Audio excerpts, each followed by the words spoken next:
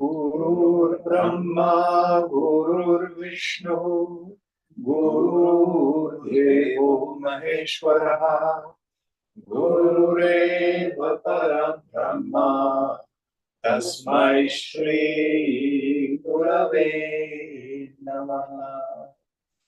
Chinmayam Vyapyat Sarvam Trailokyam Sacharacharam Tatpadam Darshitam Yena Tasmai Shri Gurave Namaha. Tvameva Mata Cha Pita Tvameva Tvameva Bandhuscha Sakha Tvameva Tvameva Vidya Dravidam Tvameva Tvameva Sarvam Mama Deva Deva Tvameva Sarvam Mama Deva Deva.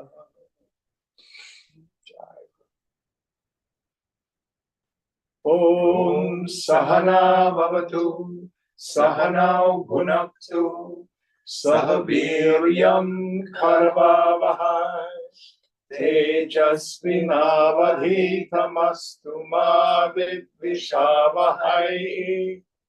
Om Shanti Shanti Shanti.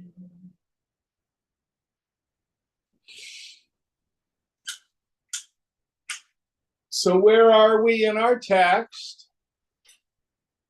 411 for today. 411.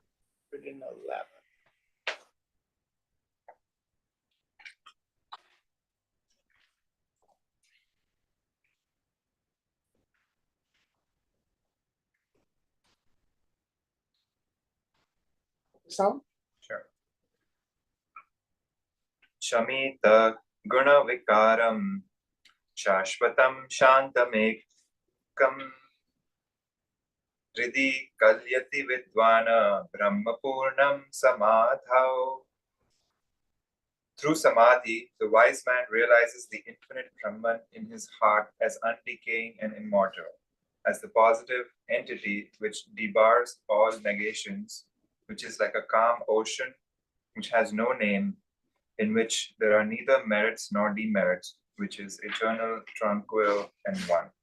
And again, actually, this is still extending this long section on the importance and value of samadhi. So to review, we have paroksha jnana, indirect knowledge. That is the conviction Brahman is. That is the conviction the self is Brahman. Aparoksha jnana, direct knowledge, is the knowledge I am Brahman.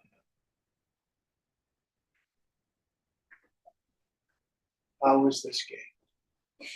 Through samadhi, we come to see it. So again, let's review a little bit so we can let go of some of our romantic notions of samadhi. It's extolled and, oh, I'm going to have some ecstatic experience. No. Swamiji's algebra, which we do in the beginning class. What is the mind? The mind equals the awareness plus TF, thought flow. or to use the language of Tripura Rahasyam, we have Prakasha, the light of pure awareness, which then illumines Vimarsha, literally deliberation. But here it means any movement of the mind. Any time the Vimarsha stops near Vritti, Vritti Nirodha, as Patanjali says, we just have Prakasha. So any time the seeker can thin the mind and tune up the mind and begin to see some space between the thoughts, with the attentive faculty turned within, and you can notice, who am I?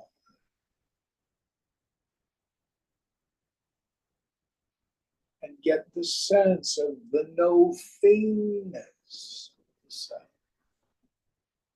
That's technically simple. We have the stories of, oh, so-and-so, and he went into samadhi for a muhurta, 48 minutes. It may last a long time, but it doesn't need to. Now, what makes samadhi difficult? What makes samadhi unattainable? It is vasana. It is vasana. What is the first power of the vasana? Who remembers? It's very important. Veiling power.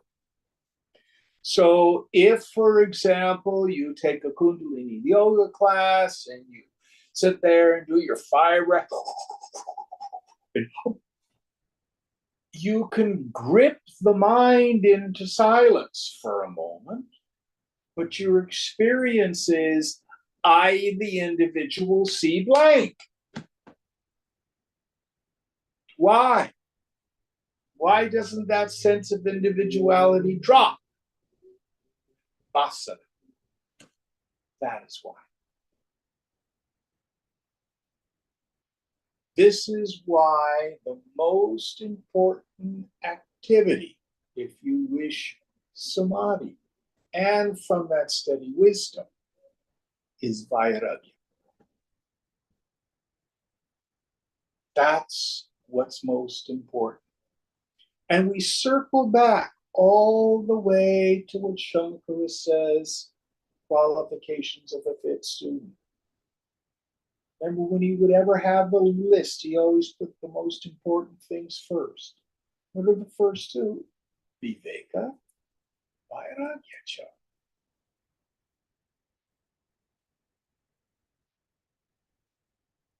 So what we need to do is snip the threads of these millions and millions of vasanas.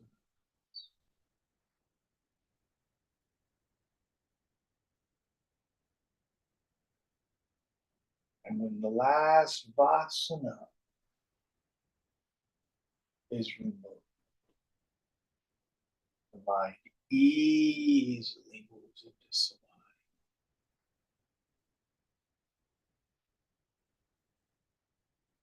Have I had samadhi or not, Jim? Will I know when I have it? Don't worry about that. Do you know your essential nature? Do you have doubts of your direct experience?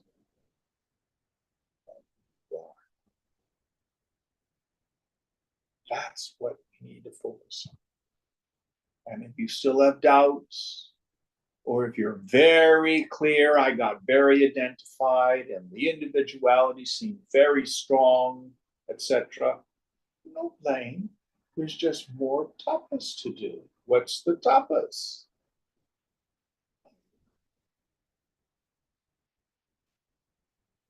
Renounce attachment, renounce identification. And you can go on 10, 20, 50-day meditation retreats.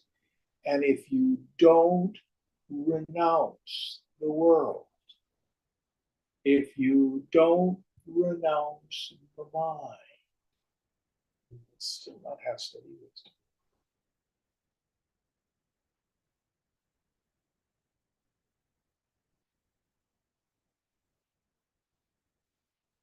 So, yes, make efforts, but make the right efforts. Yes, it's very important to have a good sitting practice. Some of you have an hour or two a day. That's marvelous.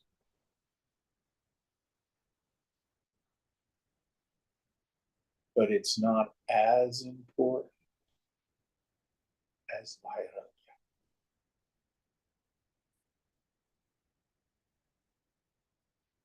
Why?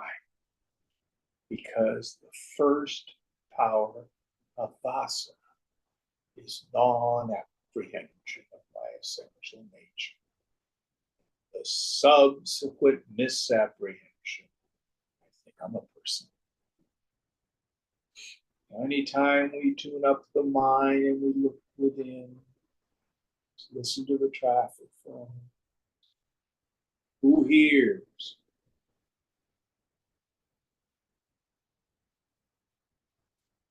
You get the sense of that no thingness.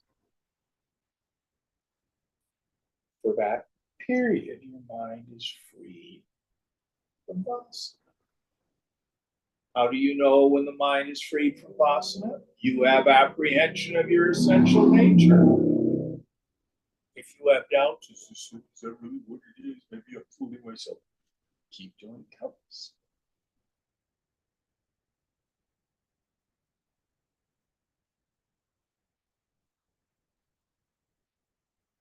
Next verse.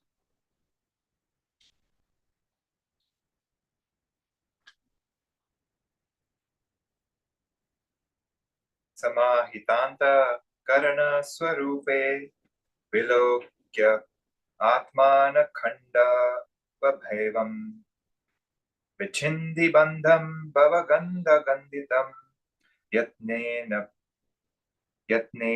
pustatva saphalli kurushva.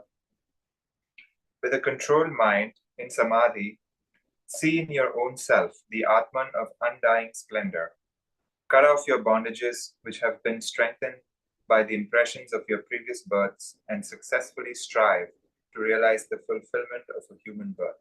Yes. So in samadhi, and even we have only savikalpa samadhi, there's still some thinness of mind.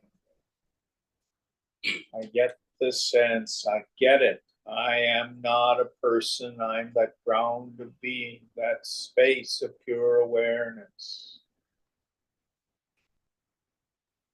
As thoughts of self arise, cut them off. As the mind presents, I have to have this, drop it.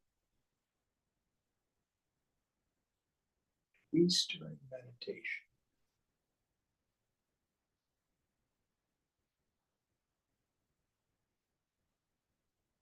Empty, empty, empty.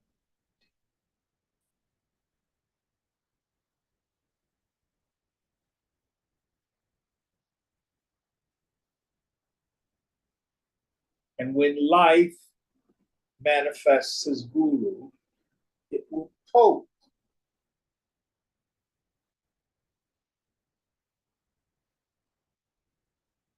Mind reacts. Just watch it. Lean into it a bit. Don't get involved.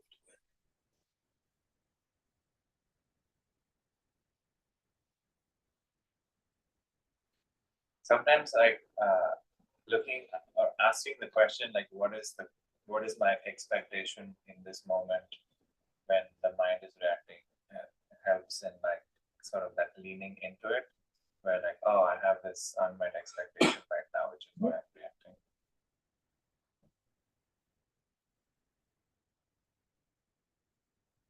It's always some form of attachment, aversion, expectation, control, and protecting some notion of self.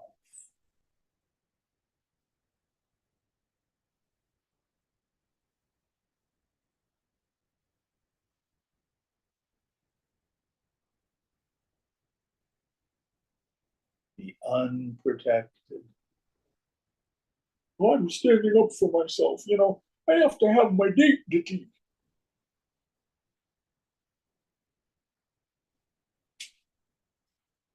The Moksha has no dignity.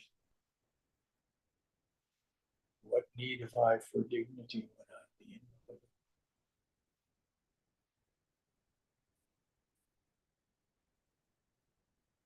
Now, those of us who are in the workplace, we have to become good actors. You play your part in the Lord's drama, the Leela. You behave appropriately. You know if you've got a button.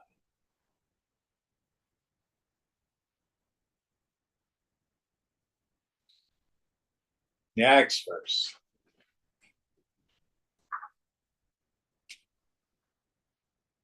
सर्वोपाधि विनिर्मुक्तं सच्चिदानन्द अद्वयं भावयात्मानमस्थं न भूय कल्पसे ध्वने. Meditate upon that Atman which is yourself, which is beyond all limitations, which is existence, knowledge, bliss, absolute and non-dual. Never will you come under the sway of births and deaths. So remember when we say Ananda, it's not a feeling. Think for a moment. The self is eternal. The experience of the self is always really there. Are you happy all the time? Then that can't be what Ananda is. That's what comes to us.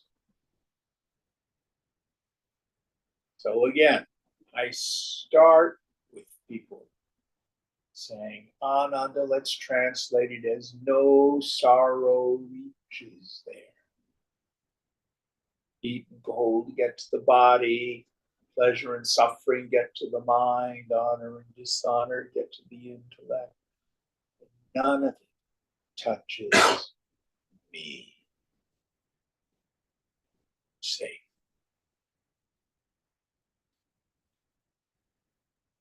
Well, then why do we call it Ananda? Because when the mind is free from the tyranny of karma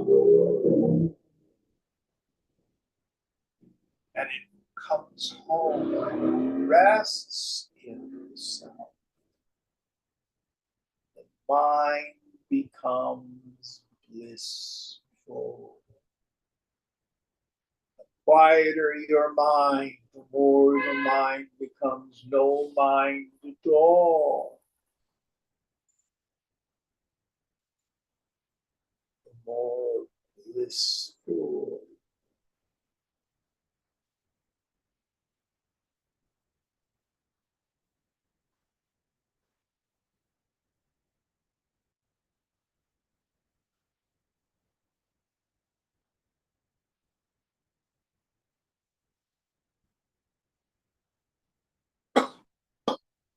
Next verse.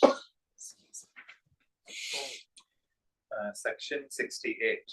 Give up perceptions. Yeah. Chaye vapunsa paridrishyamana mabhasarupen phalanubhutya Shariramaracha rasatvam punarna sadhata idam mahatma. Once the body has been cast off like a corpse, the wise person does not attach themselves to them, though, like a person's shadow, it is still visible owing to the effects of past actions. So, prarabdha is what keeps the body going. You don't need to worry about it. Nobody dies a minute too early or sticks around a minute too late. Oh, Aunt Mary, let go. We know you're suffering. Let go. No, she's still got prarabdha. And what you're saying is, I'm disturbed by seeing your suffering. Stop it. That's what's really going on.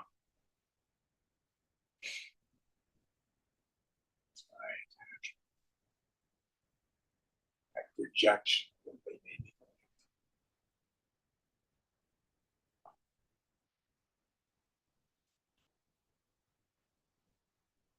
And I love Shankara's metaphor of the shadow. Seen in the afternoon, my shadow's very long. I'm so successful. I have a 30-foot shadow. Have you made your shadow long? Oh, I have to go do purification rituals. My shadow fell into the gutter. There was dog poop. Does your shadow really get soiled? High noon and your shadow was very tiny. Oh my gosh, I've lost my shadow. Seen follows me around everywhere, but an unreal thing.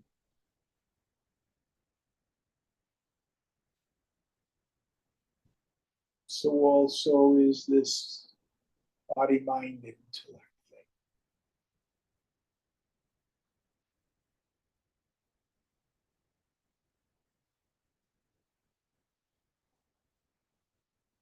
It will do its thing. It will get its allotted dose of successes and failures, joys and sorrows, pains and pleasures.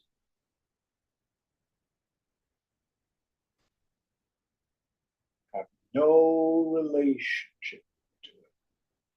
It's like clothing.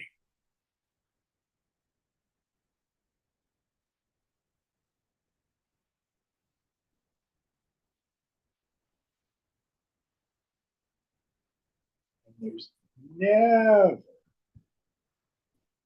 any need to worry.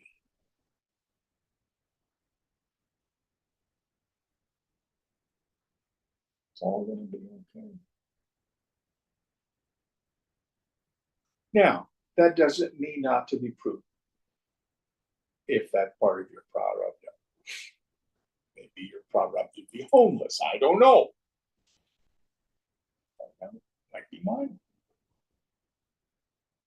But it'll still be okay. Whatever happens. Spend your time with the mind's attention focused on the sound. Remember as frequently as you can to drown the mind in the sound. Soak the mind in the roar of all. Swamiji says in the Mantra Key.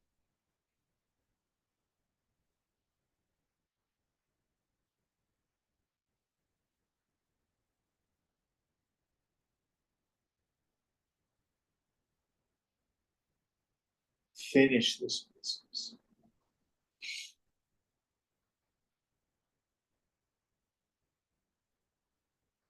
Next verse.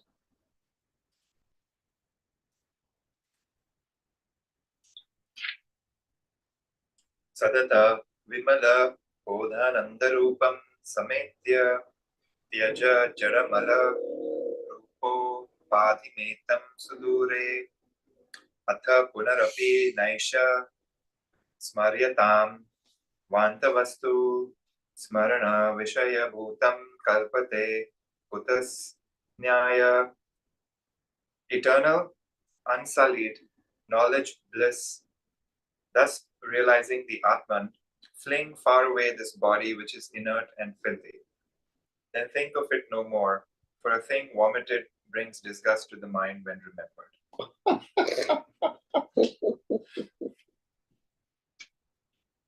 So if you've been sick to your stomach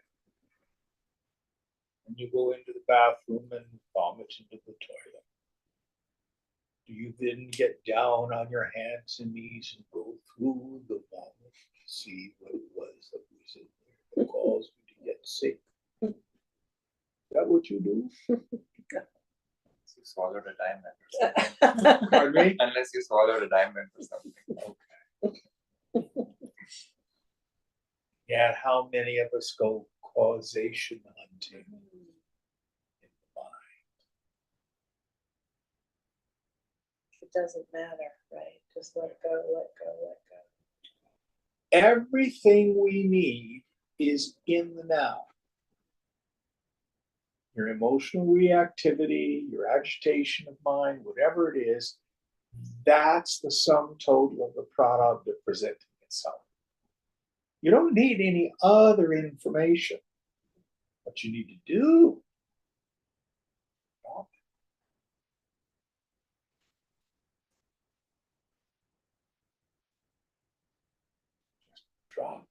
drop the mind itself. Quit believing its stupid stories.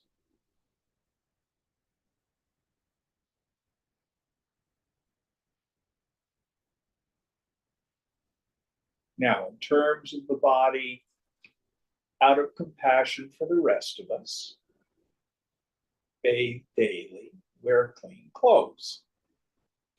This is not saying you should become slovenly and disgusting. But just like if you have a car,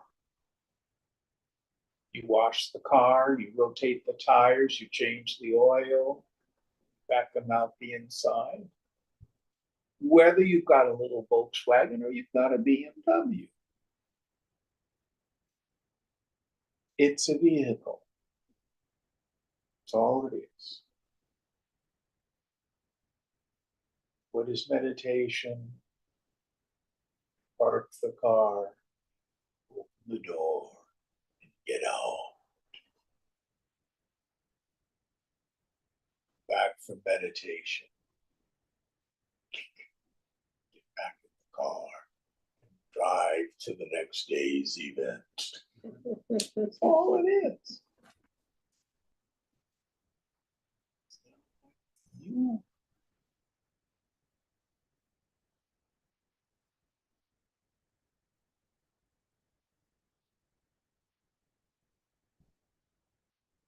This doesn't mean you neglect your health.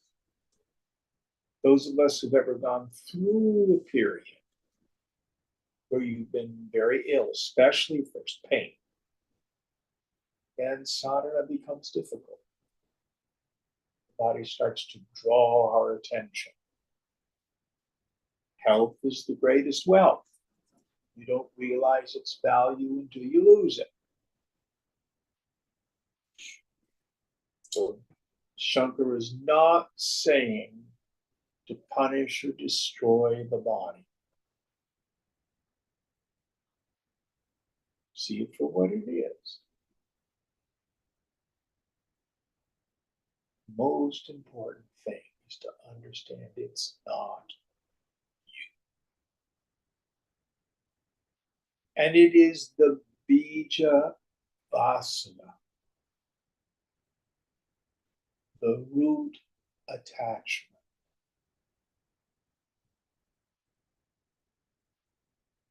If we can break our attachment with the body, the rest of sadhana comes easily.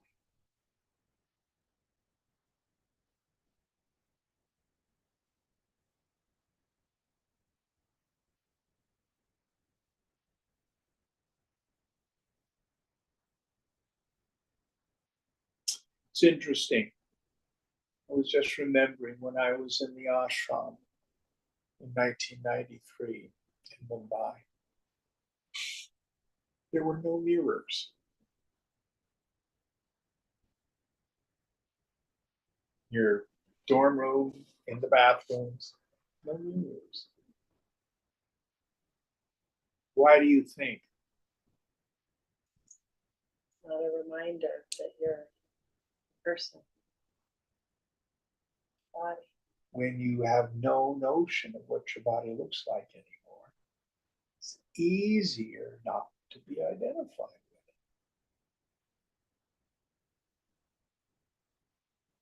it. Everybody wore the same clothing.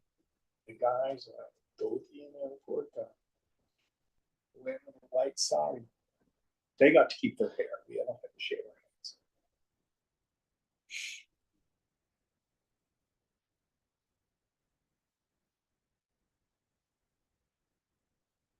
All tools to give up body identification.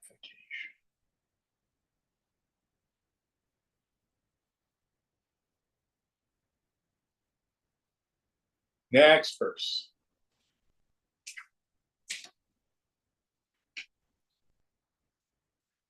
Samulametat paritah manthau sadatmani brahmani nirvikalpe tatasvayam nitya vishuddha bodha anat manatishthati virashtaha. Burning all this, root and all, in the fire of Brahman, the eternal absolute self, he who is truly wise remains alone, established as the pure Atman, eternal knowledge bliss. So there's this shift in identity. I am not the body. I am not the feelings. I am not the thoughts. I'm not this chid abhasa, as Vidyaranya calls it, this reflection of consciousness, this jiva bhavana, this sense of being a person. Go look for a person and it falls. It's there. Simply chidakash, pure.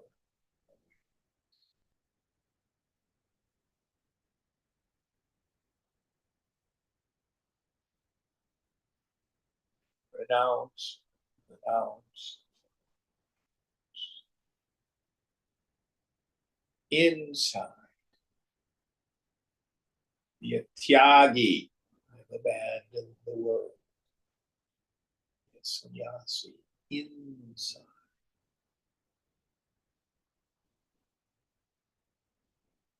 On Wednesday mornings, we're studying this Jivan Mukti Viveka of Vidyaranya. He is so funny. And he basically talks about the kids who come to the Sringeri Mutt. He does it, kind of nice. And they get all identified with who's getting the favor of the senior monk, who's got this status, who's got that status. Parading knowledge, study of the scriptures, other people get approval from it. This is what Trungpa called spiritual materialism. The path itself starts to become a possession, usually in our own minds. At least in the modern materialist world, nobody else is particularly impressed.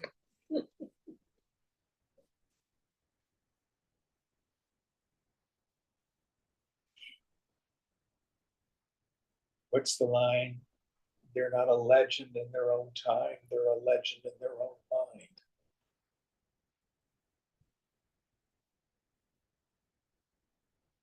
Be nothing. Be empty.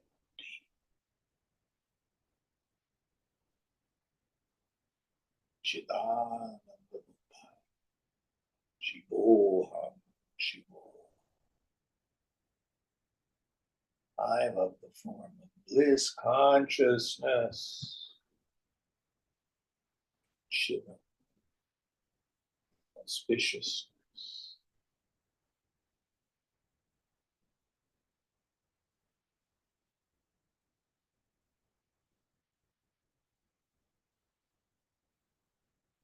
Next one.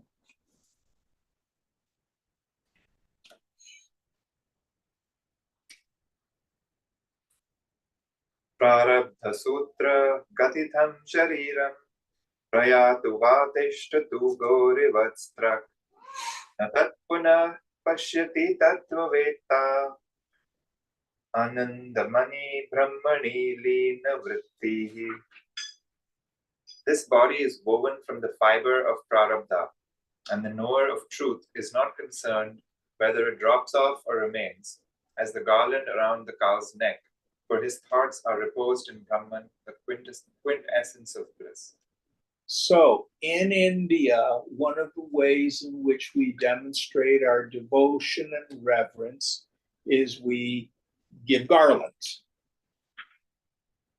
So you do it to people you love, you do it to the guru, but you also can worship the cow.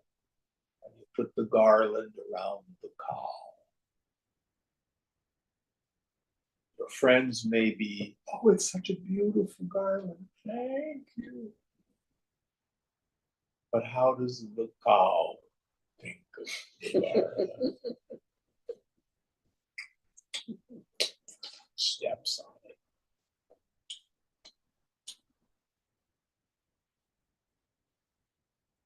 That's how he says to look at this body. Now he's introduced a term here, which is fascinating. Prarabdha, prarabdha karma. So what we're going to do next is talk about the three kinds of karmas that people must deal with. Sanchita karma, agami karma, and prarabdha karma. Sanchita karma are the karmas of the past which have yet to fructify. So, for example, you were born a woman in Berkeley, is that where you were born? Raised by academics, go in the restaurant business, etc. If a couple lifetimes ago you thought it would have been so much better to be a Russian ballet dancer, sorry, you were not born in Russia, did not have a ballet dancer's body, did not do that. But if that desire is still there, that's our sanchita karma. So it would be an unconscious desire? Sometimes it's unconscious, sometimes it's barely below consciousness.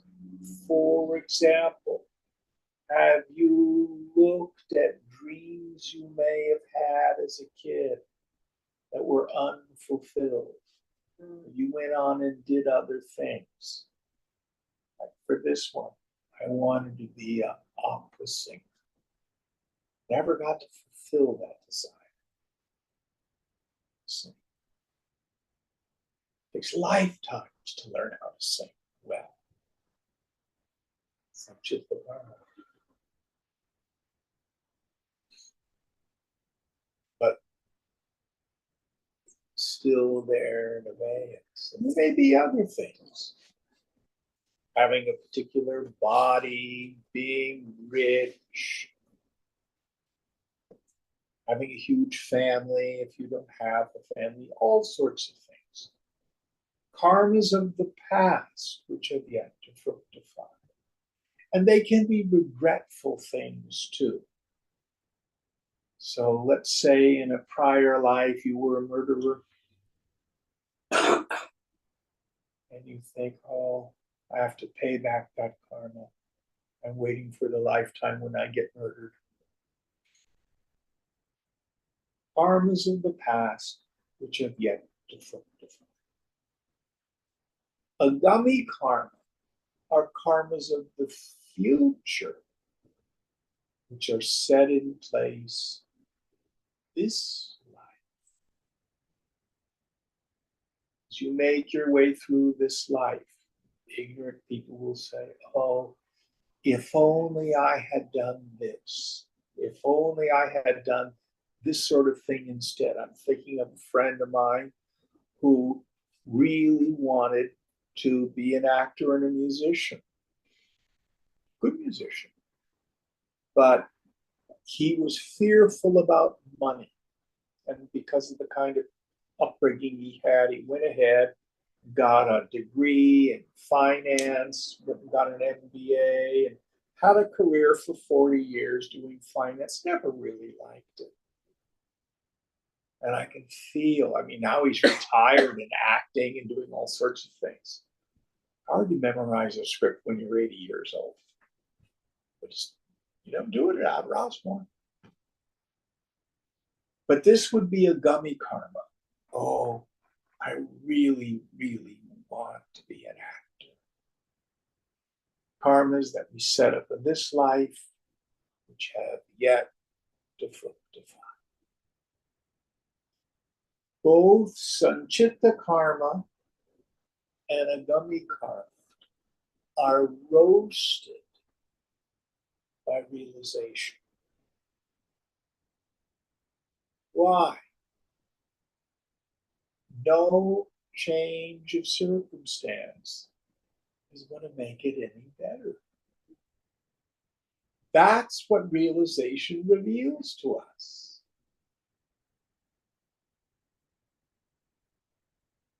If you had 10 restaurants, would it have been better? No. You sure about that now? Pretty sure. Yeah. As sure as I can be. Yeah. Roasted.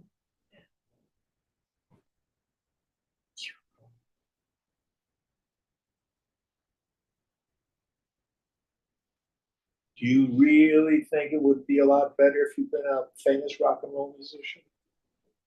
I don't think so. Sounds cool, doesn't it?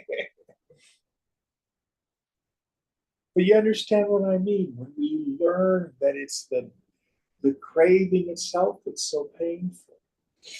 And with so many people now that I've been working with who've been very successful.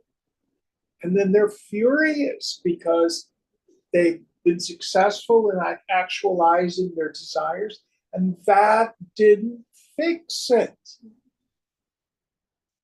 I thought that was going to do it. That's a high state, because then you develop mature vairagya out of real insight. Real insight. So both sanchita and agami karma are roasted in the fire of realization. These are those that cause us to want to come back and do something different. So what's left? What's left is prarabdha karma, the karma of this body in this life. So you came into this life with a whole collection of desires and karmas. Maybe also Subecha, the auspicious wish for self-realization. So you begin to abide in the self, let go of this world. But the past energy of the body for which you came in must work itself out. That's called our prana. So, for example, Swami Tapovanam was a man of the deepest realization. He lived in a little hut in Uttarkashi. Never came down below Rishikesh. Would only work with 1, 2, or 3 students at a time. Swami Chinmayananda was a Jagat Guru. Literally flew all over the world, thousands and thousands and thousands of disciples, wrote 40 books. Work, work, work, work, work, work, work. What's the difference? Their knowledge of the self is no different. Their prarabdha is different. And no amount of will, desire, or effort will change your prarabdha.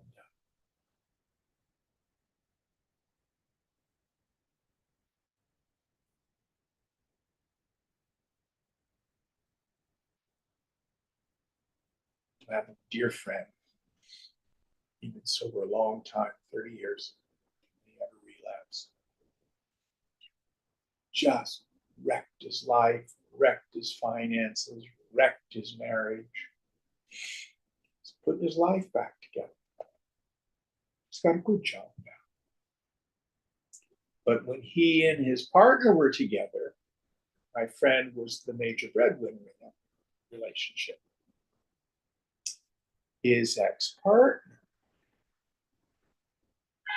decided to do intense seva and became the primary caregiver for another friend of ours who was dying of cancer. When this friend finally passed, he left the second fellow his house and a huge amount.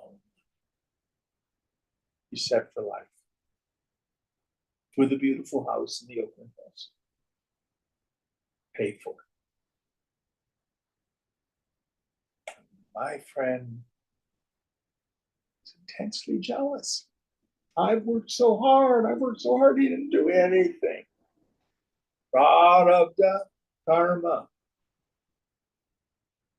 These things do not come just because of will or effort.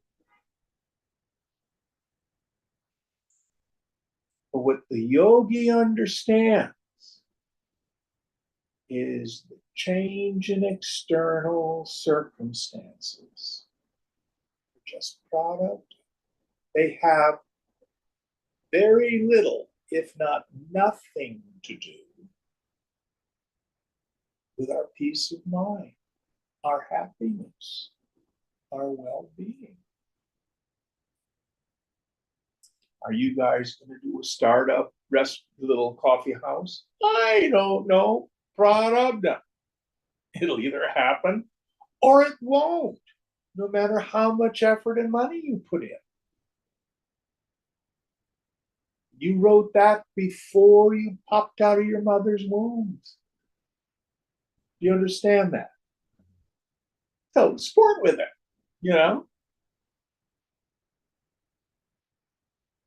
How long did you work in the restaurant business?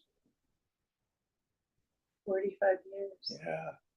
And owned 2 restaurants with this idea in 2019 that you were a successful restaurateur in the Bay Area, right? Mhm. And what happened? You know. Prarabdha. COVID came along. They died. But why did one restaurant survive and yours not? Prarabdha.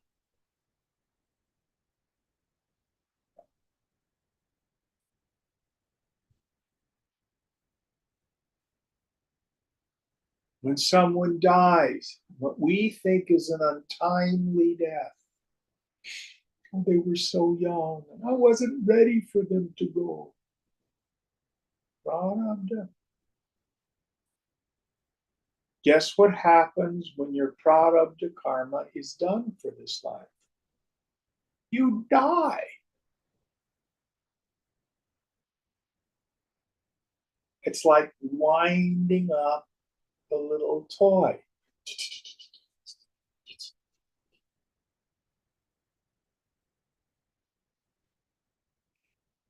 That's all it is.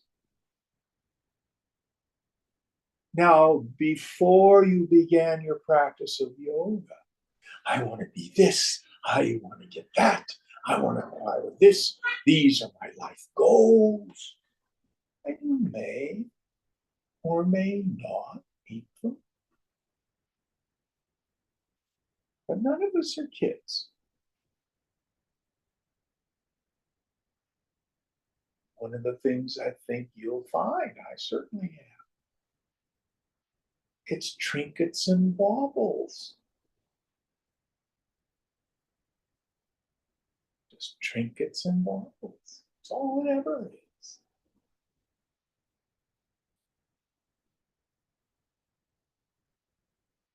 There's a story in Yoga Vasishta about a fellow who goes out in the field and he's digging in the field and he finds the Chintamani, the wish fulfilling gem, but not recognizing it. He casts it aside. Then he's digging in the dirt and he finds pieces of colored glass, worthless colored glass, broken beer bottles. And he thinks he's found precious gems.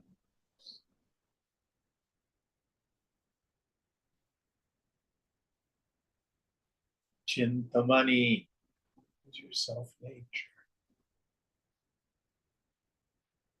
But to enjoy it, cultivate Atmaramana, reveling in the self.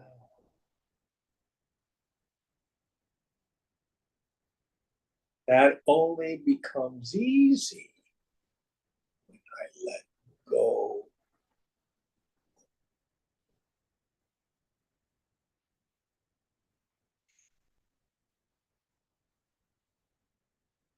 So, any questions about these three karmas? I always wanted to figure out what your prarabdha is. Well, I can tell you. Today it's to sit in my living room this evening. Yeah, so I guess it is what's happening in the now. And remember, the end is the means in a different form. You build a life, action by action, thought by thought. But give up the idea that somehow getting the right job, doing the right thing is going to be the answer to my happiness. That's where we fall short. You look at some people, they'll read the teaching on Swadharma, and they think, oh, if I just get established in my Swadharma, then I'm going to have fun, and it's going to be so rewarding, and I'm going to be successful, and I'm going to be happy. Now you'll have a job. Better you should do something you're connected with than something you resist. Does that make sense? So don't get caught up thinking somehow if I were in a different job, it would make it better. Now, there are things we do which may be unnecessary. I think anybody who works for a long period of time, 60 hours a week, is an idiot. Especially if you want to be a yogi.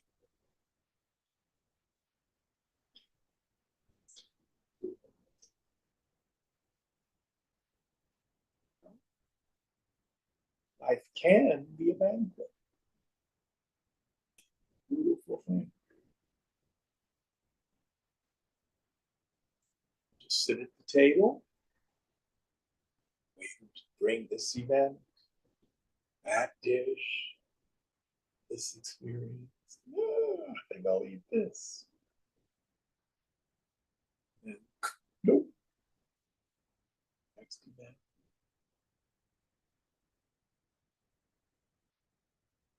I mean, what it comes to here is just hold it all very lightly. Yeah. Don't take any of it, if you Yeah. can, too seriously, because it will go, and it's not where happiness lies. Exactly.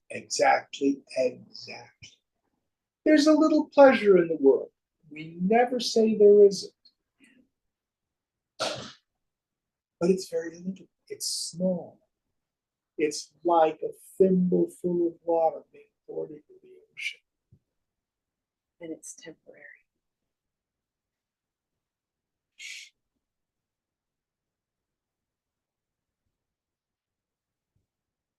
Maybe the scriptures are wrong. Maybe the great saints and sages are wrong. Cash and prizes is where it's really at. Maybe Donald Trump is right.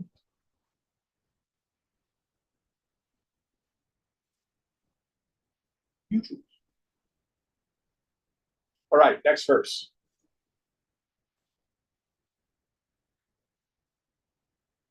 Atmanam Chvedi Janiyad Vijnaniyad Ayam Smiti Purusha Kimchin Kasya Kamaya Sharira Munash Jare. Oh, sorry, I think I read a verse that's not part of the verse. Sorry, I just read something random. New section, section 69. The science of reality, its benefits. Sansidhasya phalam tvejat jivan muktasya yoginaha bahiranta sadananda rasan swadan atmani. The perfected Actually, I think that was 418. Did we cover 418?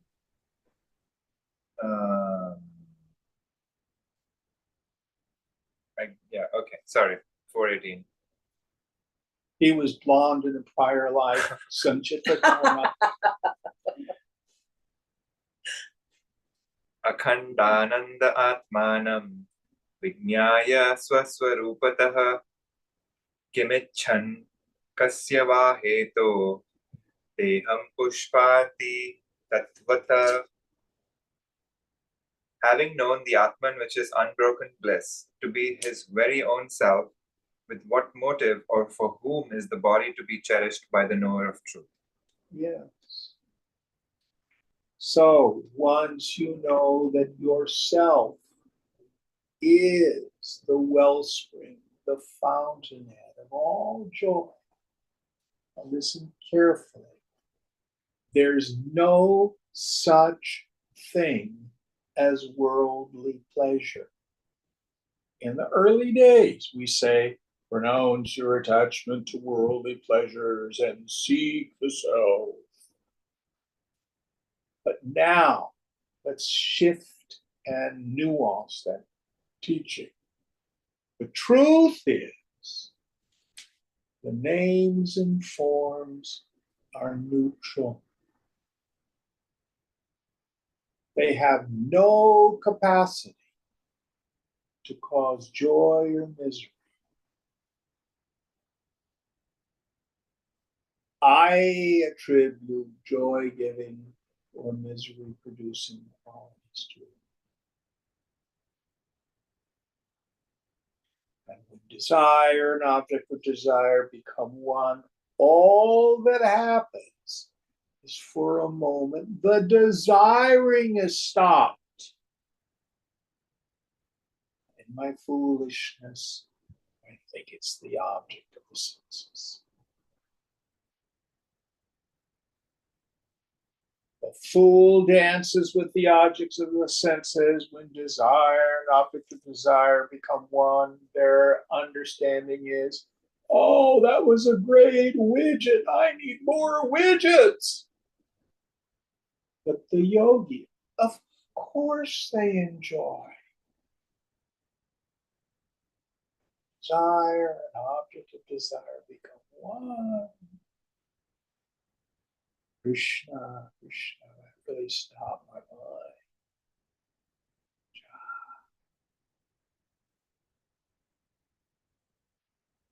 Then the world cannot bind you.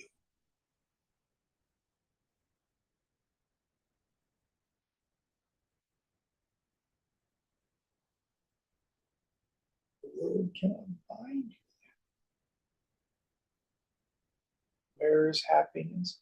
Happiness is myself.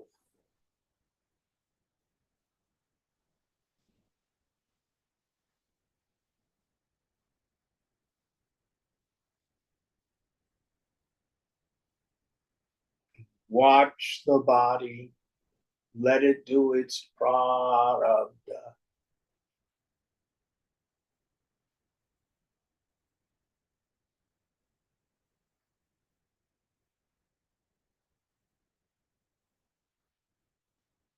See it for what it is. It's just the out picture of the force of the past. It's just the force of the past maturing. There's no inherent pleasure. Any person, place, thing, or situation. They are shunyata, void, neutral.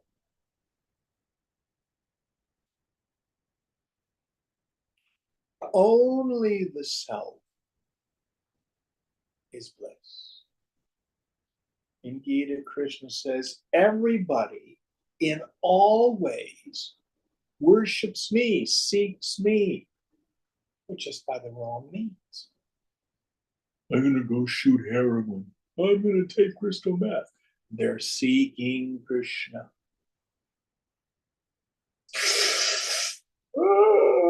All they're doing is getting a taste of Krishna.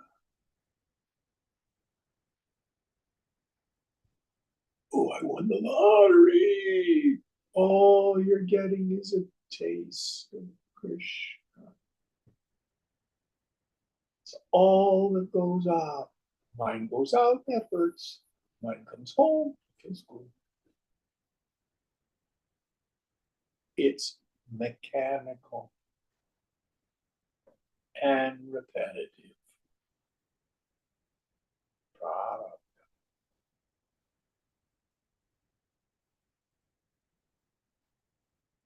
Don't get involved with it.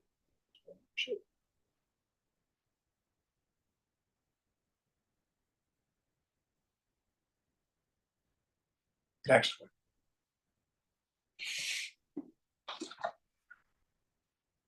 Section 69. Science of reality, its benefits. Sansidhasya phalam tvetat jivan muktasya yoginah bahiranta sadananda rasaswananda atmani. The perfected yogi who is a jivan mukta gets this as a result within and without. He enjoys eternal bliss. Yes. So, self-realization will give you two things. First, I call it existential freedom. Nothing touches you. You can't be improved, you can't be diminished, you can't be changed. This is it. You're you. You don't need to justify, protect, defend, rationalize. You don't have to have any kind of a personal agenda. There's nobody there. The body, mind, intellect just does its product. And we know the second thing. Finally, I know where happiness is. What is the human mind? The human mind is a pleasure seeker, pain avoider mechanism. from the moment you get up in the morning to the moment your head hits the pillow at night, there's only one thing you're engaged in: seeking the good by your highest understanding of the good and avoiding misery. Oh, that's not true, Jim. I'm altruistic. I spend time serving other people. And why do you do it? Makes me feel good.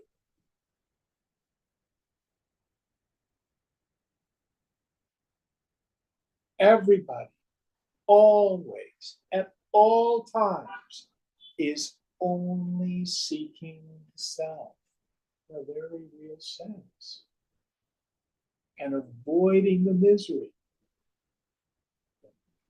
Woman or man of wisdom finally knows where happiness and misery are.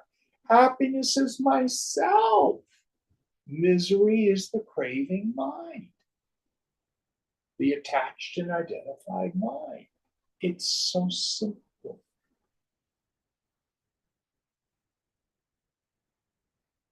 So simple.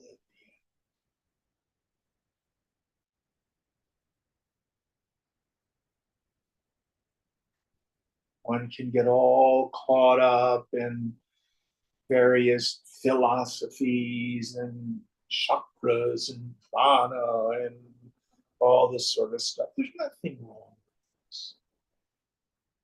Real spirituality is profound common sense. It's yourself. You're fine. You are everything that the scriptures say God is. You're whole. Perfect. Without qualities, without characteristics, without form, without beginning, without end. Earthless, changeless, deathless. And what about this human mind? Let go. Come home.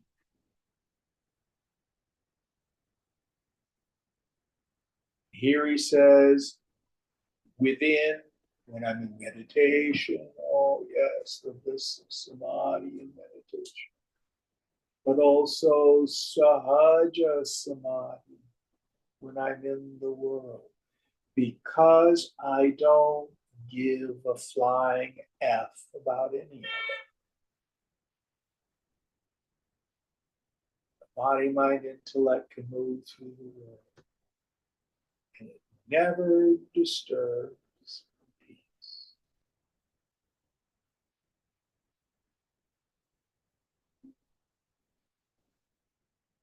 That's wonderful. It's liberation in a very real sense.